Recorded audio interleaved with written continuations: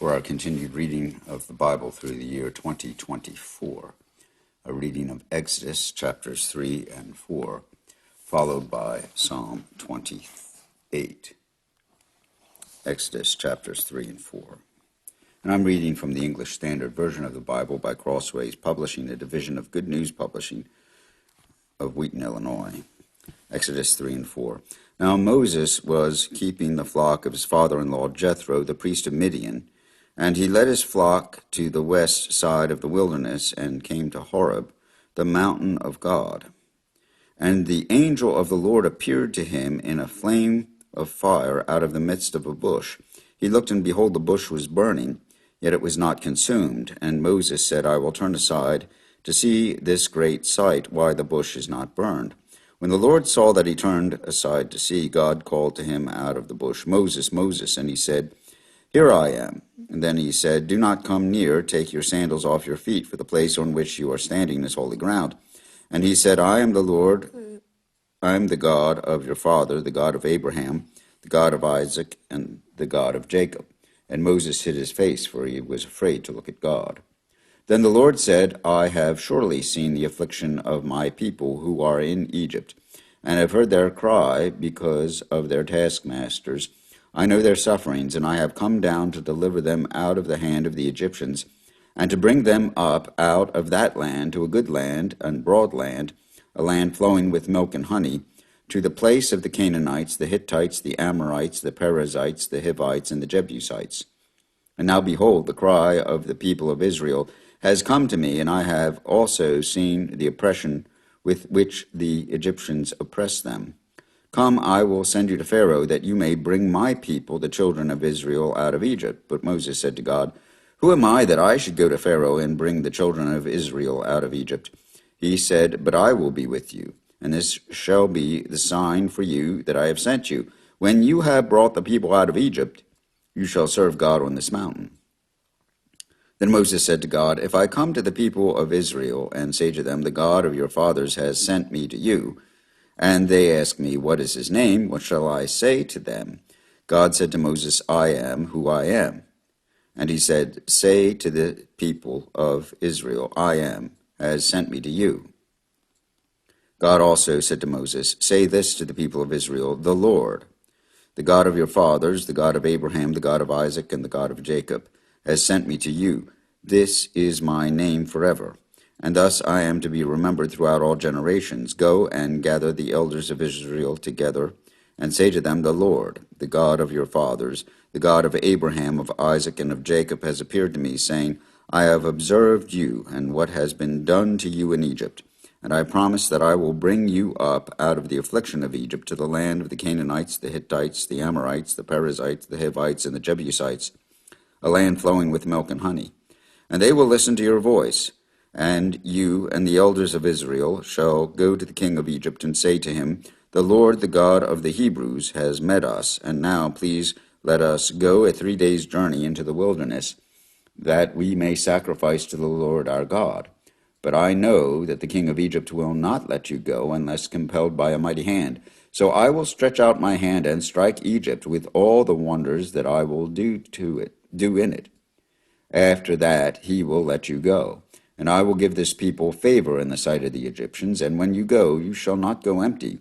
But each woman shall ask of her neighbor, and any woman who lives in her house, for silver and gold jewelry, and for clothing. And you shall put them on your sons and on your daughters, so you shall plunder the Egyptians. Then Moses answered, But behold, they will not believe me or listen to my voice, for they will say, The Lord did not appear to you. The Lord said to him, What is that in your hand?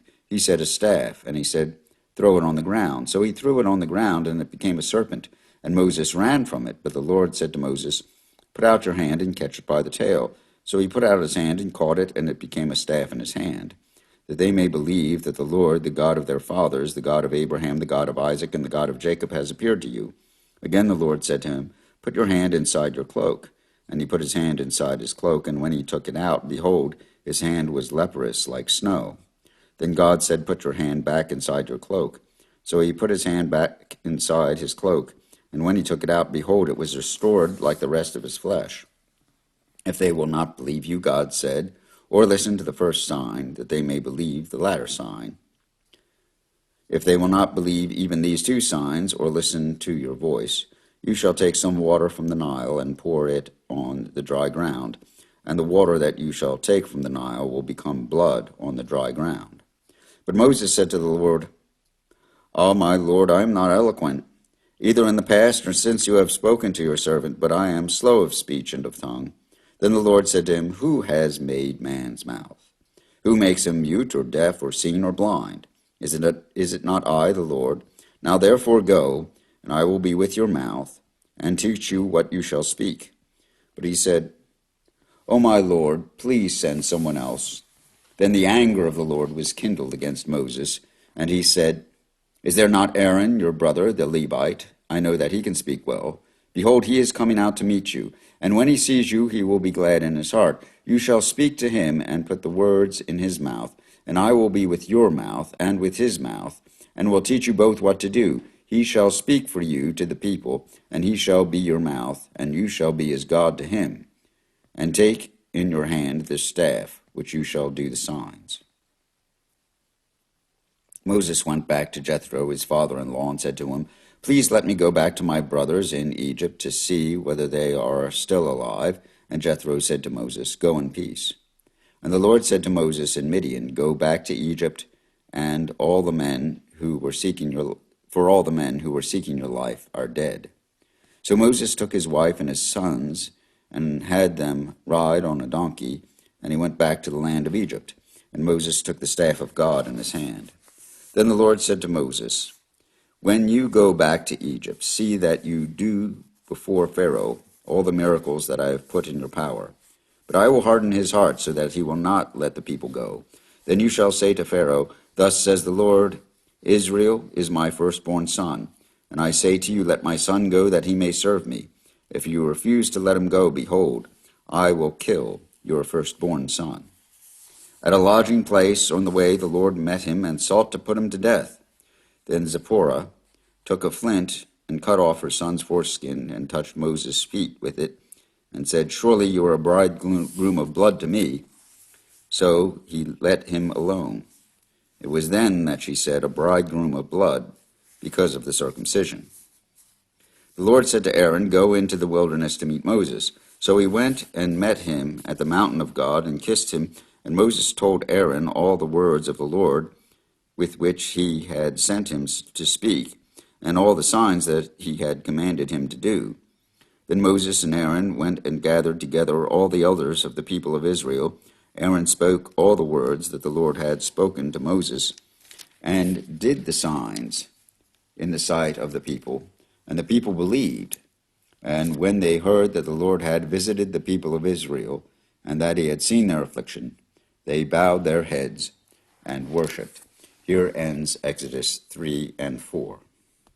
Psalms 26 and 27. Psalm 26. Vindicate me, O Lord, for I have walked in my integrity, and I have trusted in the Lord without wavering. Prove me, O Lord, and try me, test my heart and my mind. For your steadfast love is before my eyes, and I walk in your faithfulness. I do not sit with men of falsehood, nor do I consort with hypocrites. I hate the assembly of evildoers, and I will not sit with the wicked. I wash my hands in innocence, and go around your altar, O Lord, proclaiming thanksgiving aloud, and telling all your wondrous deeds. O Lord, I love the habitation of your house, and the place where your glory dwells. Do not sweep my soul away with sinners, nor my life with bloodthirsty men, in whose hands are evil devices, and whose right hands are full of bribes. But as for me, I shall walk in my integrity. Redeem me and be gracious to me. My foot stands on level ground. In the great assembly, I will bless the Lord. Psalm 27. The Lord is my light and my salvation. Whom shall I fear? The Lord is the stronghold of my life. Of whom shall I be afraid? When evildoers assail me to eat up my flesh, my adversaries and foes, it is they who stumble and fall. Though an army encamp against me, my heart shall not fear. Though war arise against me, yet I will be confident. One thing have I asked of the Lord, that will I seek after, that I may dwell in the house of the Lord all the days of my life, to gaze upon the beauty of the Lord, and to inquire in his temple. For he will hide me in his shelter in the day of trouble. He will conceal me under the cover of his tent. He will lift me high upon a rock. And now my head shall be lifted up above my enemies all around me, and I will offer in his tent sacrifices with shouts of joy. I will sing and make melody to the Lord. Hear, O Lord, when I cry aloud. Be gracious to me and answer me. You have said, seek my face. My heart says to you, your face, Lord, do I seek. Hide not your face from me. Turn not your servant away in anger. O you who have been my help, cast me not off, forsake me not, O God of my salvation.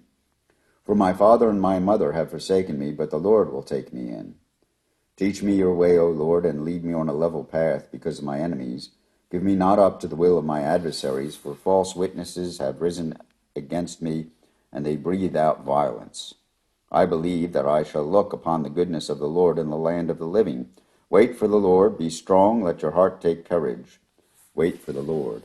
Here ends Psalm 27 in these readings of Exodus and Psalms in the English Standard Version of the Bible. And Psalm 28. To you, O Lord, I call, my rock, be not deaf to me, lest if you be silent to me, I become like those who go down to the pit. I hear the voice of my pleas for mercy, when I cry to you for help, when I lift up my hands toward you, your most holy sanctuary. Do not drag me off with the wicked, with the workers of evil, who speak peace with their neighbors while evil is in their hearts.